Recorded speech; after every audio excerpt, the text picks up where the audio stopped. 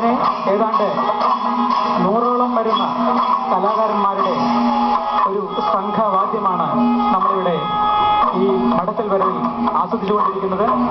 തൃശ്ശൂർ പൂരത്തിന്റെ ഏറ്റവും പ്രധാനപ്പെട്ട ഒരു ചടങ്ങാണ് ഈ മടക്കൽ വരവ് എന്നത്.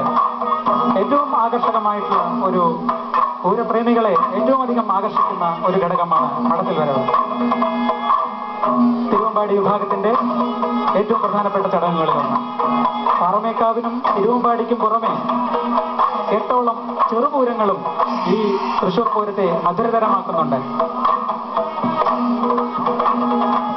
8ഓളം പൂരങ്ങൾ രാവിലെ മുതൽ കണിമംഗലം ശാസ്താവ് രാവിലെ വടക്കുന്നാഥനിലേക്ക് എഴുന്നള്ളി പുറത്തു വരുന്നതോടെ അതിന് തുടക്കമാവുകയാണ്. അവരും ഇതുപോലെ തന്നെ പാട്ടുമേളവും പഞ്ചവാദ്യവും കൊണ്ടിയാണ് തൃശ്ശൂർ പൂരപ്പറമ്പിലേക്ക് കയറുന്നത്, വടക്കുന്നാഥൻ സന്നിധിയിലേക്ക് എത്തുന്നത്.